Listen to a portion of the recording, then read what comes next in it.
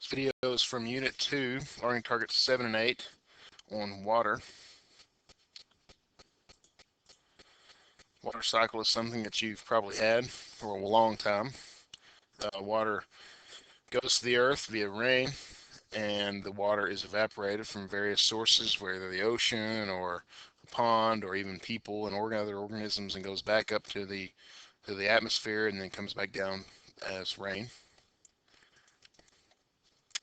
Water is one of the few things that exists in all three phases. Naturally, all three phases matter via solid, liquid, or gas. Naturally, water is polar. We've talked about the polarity of water. I'm going to quickly go over that again. Remember that because the unequal sharing of electrons, which is what polarity is, unequal sharing of electrons, you have more electrons that tend to gather towards the oxygen atom than do the hydrogen atoms, and so you have a slightly positive charge here and a slightly negative charge there. Well, those charges interact with one another, and a single water molecule can actually form hydrogen bonds with 4 other water molecules. Now, this makes water do some pretty impressive things. One of those is called cohesion. Because water is polar, that means it is also cohesive. Water is highly attracted to itself. The reason that this water strider is able to sit on top of the water, as it were, is because the water is more attracted to itself than it is to the bug's feet. The bug has some special little pads on the bottom of its feet that are hydrophobic. They don't like water, and so the water likes itself a lot more than it likes the bug's feet, and therefore the bug floats on water. Just put a little drop of soap right next to the bug, and the bug will sink. All right.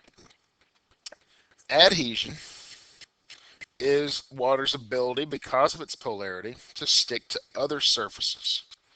Steam will stick to glass, causing the mirror to fog up. Why? Because glass loves water, and water loves glass, because glass has this polarity about it as well. Well, if you rub like oil or something on one side of the mirror, notice the water won't stick to it. It can't, because it hates the oil.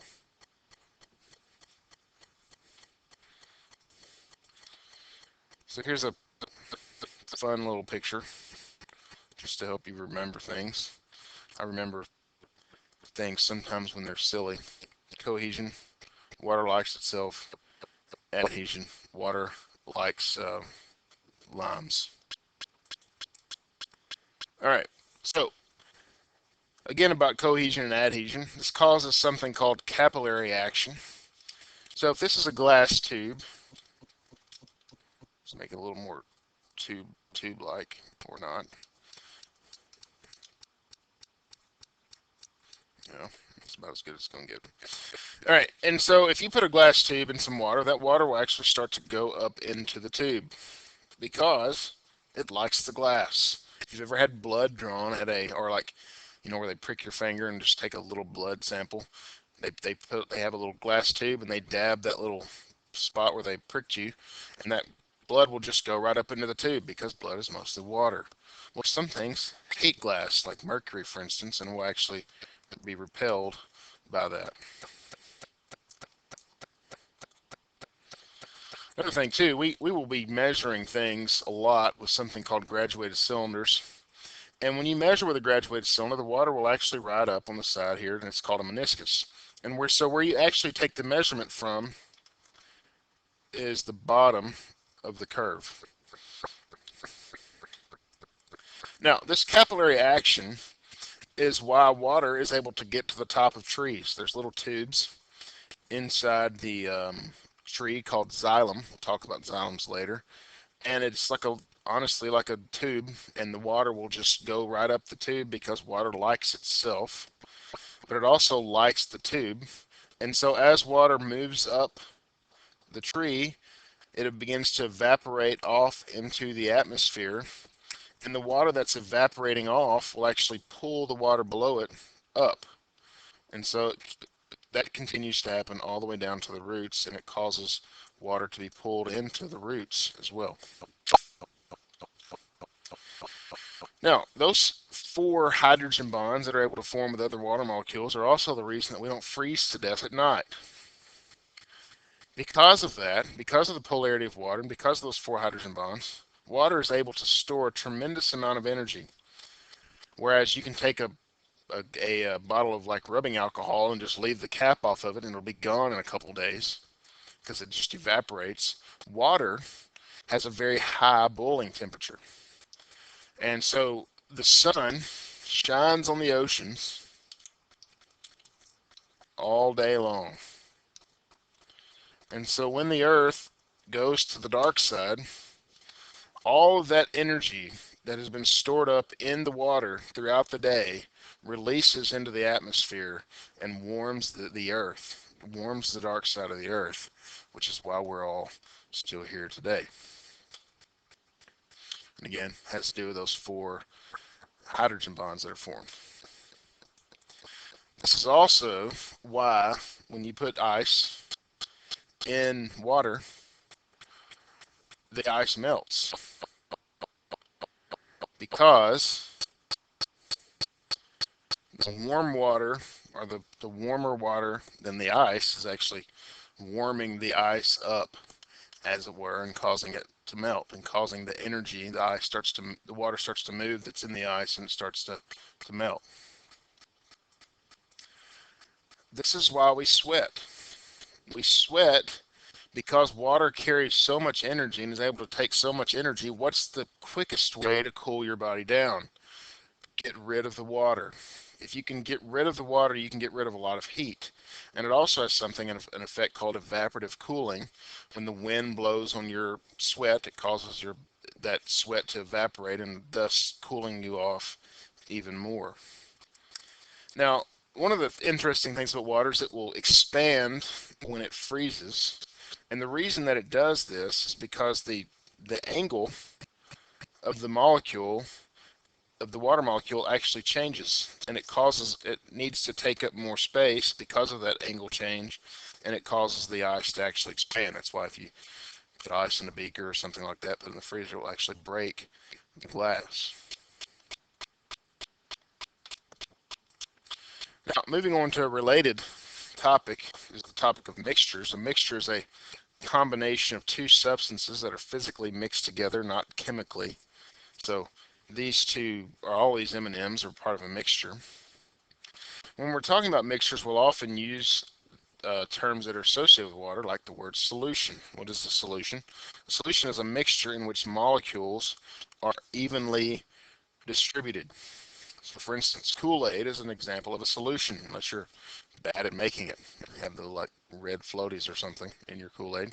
But if you make it correctly, you're evenly distributing the sugar in the Kool-Aid mix and making something where you can't see where the Kool-Aid ends and the water begins. There's just a nice even mixture of things. That's a solution. And a solution is made up of 2 parts, the solvent and the solute. The solvent is the substance in which the solute is being dissolved. So water is called the universal solvent because it's polar. It can dissolve most things. And remember we talked about salt being dissolved in water. Well, it actually forms these little shells around the ions, chlorine and sodium, and it causes it to like dissolve. So the solute is what is actually being dissolved. So in salt water, water is the solvent and salt is the solute. 9 times out of 10, in what we're doing in this class, water will be the solvent. Now, a suspension is a mixture in which at least some of the molecules are not dissolved. In our bodies, blood is a good example. because blood is made up of water and lots of different things, and those lots of different things are things like blood cells and platelets, white blood cells. We don't want those things to dissolve. Water is a good example of a suspension. If you want to think about it just real world application, Italian dressing is a suspension. If you go to the store and you buy a bottle of Italian dressing, it's going to be sitting on the shelf and it's going to, look something like this. And you're going to have, at the bottom, you'll have like some floaty stuff, and then you'll have like the weird layer, and then you'll have the mostly clear. And so what do they tell you to do? Shake it up so everything and all the floaties and the weird milky stuff is all mixed together and it doesn't look gross when you put it on your salad. All right. A colloid is a more permanent suspension. Milk is an example of a colloid. If you leave milk out several days on like on your dresser at home, which some of you do, that milk will separate and the fat will kind of float to the top and it'll get watery and nasty. This is why you're supposed to shake milk when you get it from the store. The little Nesquik bottle says shake before opening. It's better that way. Well, hopefully your Nesquik isn't nasty and floaty. But milk is an example of a colloid. It's a more permanent type of suspension. So, more about water. Water will dissociate and become two parts. And dissociate means if you dissociate from someone, you're no longer associating with them. And so water becomes two parts. It becomes hydrogen ion. We'll talk about hydrogen ions a lot in here, and I will actually use the word hydrogen ion and proton interchangeably because a hydrogen ion is nothing more than a proton. And you'll also have the OH, and this is called hydroxide. There's a hydroxide. All right, and so you have the H plus and the hydroxide. Now, why is this important? In water, you have as many H pluses as you do OHs, as many hydroxides as you do hydrogen ions. Well, if a solution were to have more hydrogen ions than hydroxides, then it will no longer be neutral. It will no longer be balanced.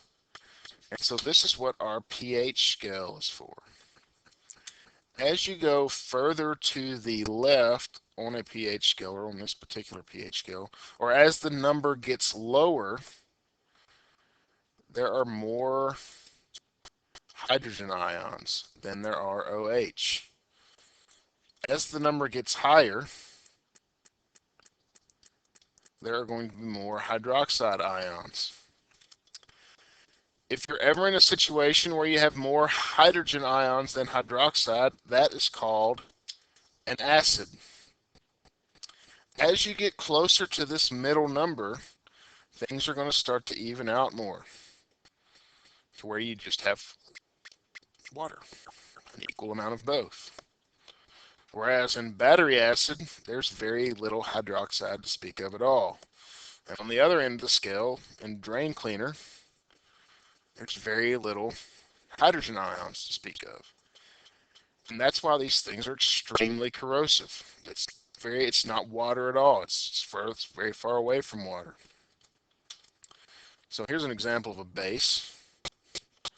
Chlorine or bleach is a base. Drano is a strong base. What are some other ones? Soapy water is a base. Baking soda, seawater. Bases are usually slippery when you fill them, whereas acids are like sour to the taste. I'm not tasting an acid. You do all the time. Lemon juice is an acid.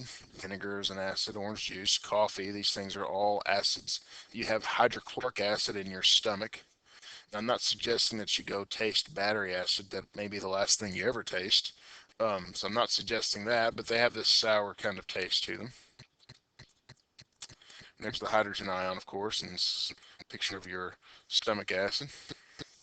And stomach acids are obviously very important, but your body has protecting mechanisms inside your stomach that keep your acid from destroying the rest of your body. If those mechanisms break down, for instance, if the acid were to go up this way, which is your esophagus, that's called acid reflux, and it's a very painful condition.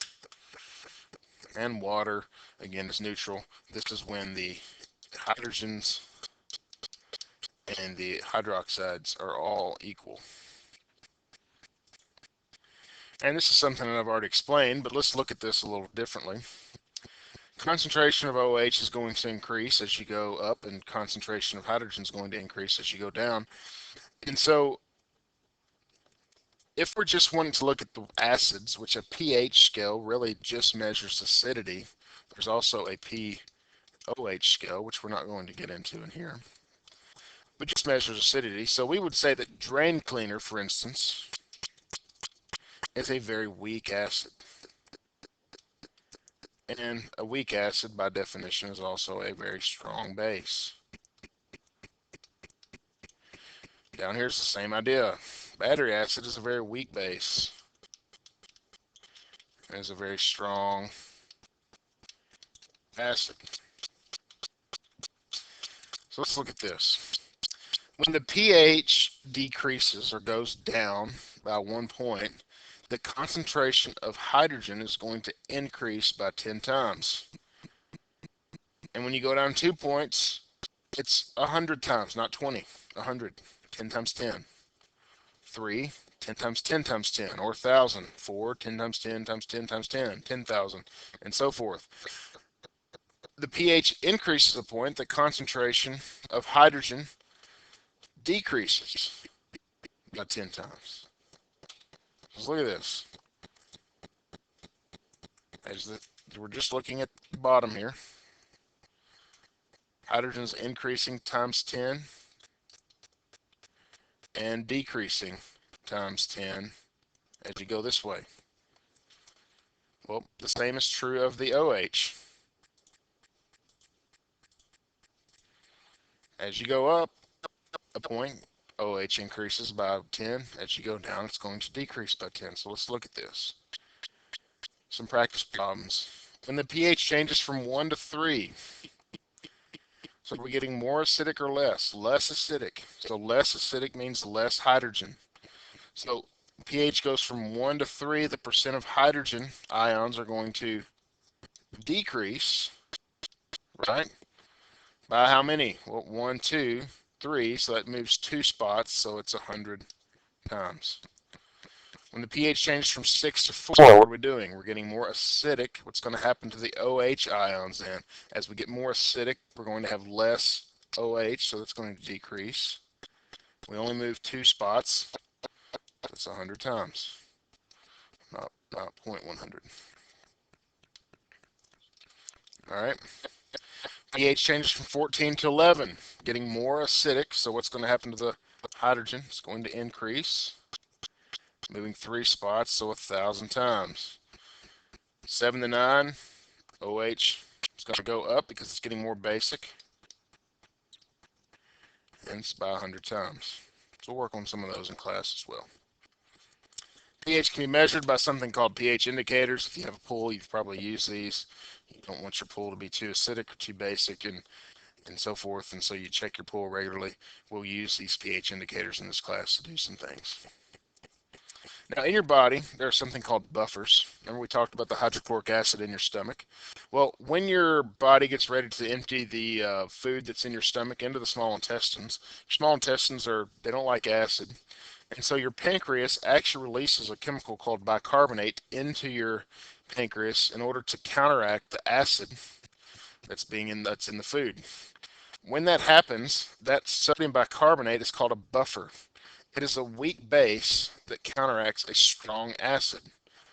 You can have a buffer that works the other way. You can have a weak acid that counteracts a strong base. And what happens is, whereas this is the strong acid and this is the weak base, when they come together, what do you have? You have water and CO2 and salt. This is why you like drink a Coke or something. CO2 comes out as a belch. All right, and these buffers are what keep your body safe. This is what keeps your blood at a particular pH. if your blood starts to get too acidic or too basic, these buffers will actually work to keep your pH at around 7.4, which is what your body prefers.